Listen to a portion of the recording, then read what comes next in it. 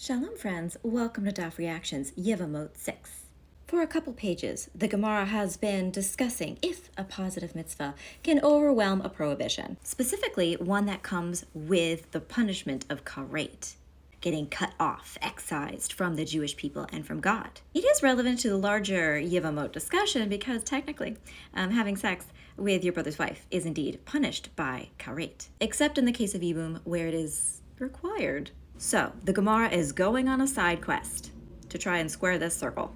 And they just keep bringing source text after source text, juxtaposed commandments, exceptions that seem to prove a rule. A ton. But each idea gets smacked down and rejected.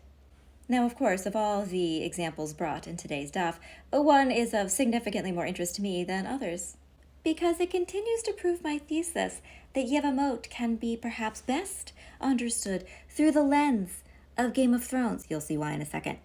There's a verse in the Torah in Devarim that says if a man has committed a sin worthy of death, he's put to death. And this idea is discussed that perhaps that phrasing indicates that if someone broke Shabbat, which is indeed a penalty that requires death, you put them to death on Shabbat.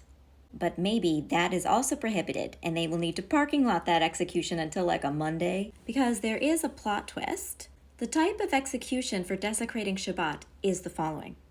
You melt some lead, and then you take that molten lead, and you pour it down the throat of the person you are executing. That's how it's done. But guess what? It's kindling a fire and cooking, and those are prohibited things to do on Shabbat. You get karet for that.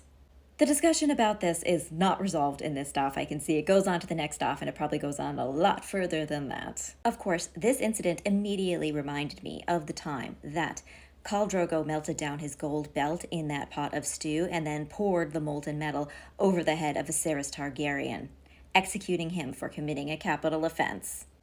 That was so satisfying. So to all my poskim out there, to all my rabbinical students, to all my massive nerds, how would you rule on this issue if that had happened on Shabbat? I would love to hear your rulings on this vital halachic question of today.